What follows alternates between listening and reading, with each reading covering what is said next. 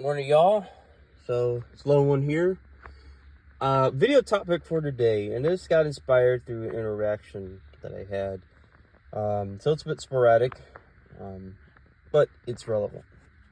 Now, just to give you a little quick backstory, I was dropping a family member off at school, okay, and I was waiting to turn to the opposite direction. So I was waiting to do a U-turn at a left turn, which you could do because, as long as there's not a left turn or no left turn, no left turn or no U-turn sign, then you can proceed to do so. So long story short, I'm waiting. Now, I drive a 2018 Toyota Tacoma with a 4-cylinder engine, and it's 2-wheel drive only, no 4-wheel drive, right? And it has the 6-foot bed and some change, all right? So it's got a longer bed. And driving here in Florida, that's where I'm at, a lot of these roads are fairly narrow, especially the neighborhood roads. But we were on a main road. But what I want to say is, I was waiting to turn when it's safe to do so, right? Because, I'm the operator of the vehicle, so I choose when I get to turn, whether it's right or wrong. Now, I have to think about distance from the cars that are coming towards me, how fast they're perceived to be going, right? And I know you're probably you're really thinking deep into it, but think about this, okay? Every vehicle's different, right? And every situation's different. So if somebody has a fast vehicle, and it's small, it's nimble, it can get around quickly, they can probably clear the U-turn fairly quick, right? Even if there's traffic coming. Now, do they have enough horsepower and torque to accelerate to get out of the way or get up to the flow of traffic? Well, that's the question. So I wait, and then someone beeps the horn behind me, and there was another car that was behind the car behind me that sped out in front and was in the middle of the turn intersection. So you could either turn left or right. It's one of those types of intersections, right? And they were dropping off their presumably child or children to school, just fine, okay? But here's the deal. The fact that they did that shows that they're impatient, okay? Now, they had a faster car. They had a performance car, okay? And they felt confident enough to be able to beat the traffic. And they did, right? Because they didn't get in an accident, thank goodness. But my point is people are very impatient. So what is the topic of the video? Not actually that. I actually watched a video from Jack Morgan and somebody else. But Jack Morgan had made a video relating, not for him not liking people, but people talking about not liking people. So, I don't want to say that kind of proves my bias in that interaction, but my tolerance for people at 25 years of age is not really as good as it could be. And I used to be very oh, people are really nice, and, I try to see the good in people and yada, yada, yada, but then, things like that happen, and look, maybe they're late for work, maybe they just think I was being slow, I don't know, I'm not them.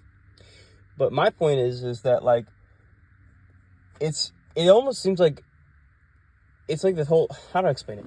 People can't always see what you see, and I understand that, but it's like, dude, if I would have made that turn, and say I couldn't turn the wheel back fast enough, or I hit the curb and then cause an accident, then we all have a problem.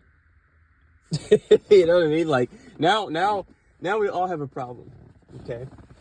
So yeah, we all have a problem, and then we're all inconvenienced. Somebody's hurt. God forbid somebody could be, taking the permanent dirt nap and all this other stuff. So yeah, do I like people? I don't know. I can't definitively say yes or no, but I try to tolerate people. But I don't know. I just don't really, sometimes it's like I don't know if you guys have heard this thing before. I know I'm kind of like hemming and hawing, but like they say, men can just go in the middle of the woods and just be content with that. Whether they have a house, a log cabin, a tent, RV, their own truck, whatever, just get away from all this mess. This is definitely solidifying my want to leave Florida, because I don't want to live here anymore. I've already said it a many of times, and I'm not gonna live here no more. Like, that's a fact. I'm just not gonna do it. If I don't have to live here, I will not. So, and I know there's gonna be comments of Floridians and stuff being like, "Well, good, we don't want you here," because I'm not a native Floridian and I'm talking negatively. So we naturally, as humans, we get biased and defensive, right? Just like if somebody talked about Virginia, where I'm originally from, Virginia's not perfect. It's nowhere near, but I mean, if I had to be honest, if I had to pick a place to live for the rest of my life, whether it's settling down with a family or just living by myself vicariously, I'm going to pick Virginia.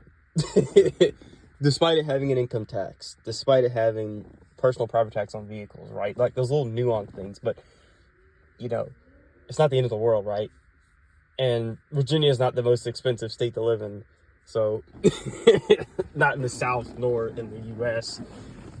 It is expensive, especially in Northern Virginia, but I wouldn't live up there. But anyways, yeah, that was my video topic for today. I might have another, part 2 or 3 to it about not really liking people as much, just tolerating them at best. But, yeah, I'm sure you guys have had interactions that have really added to your confirmation bias on a topic like this. Saying, yep, this is why I don't, yep. And we're human, we all do it, and that's why I'm doing it now. So, anyways, y'all take care, and, yeah, lone one out.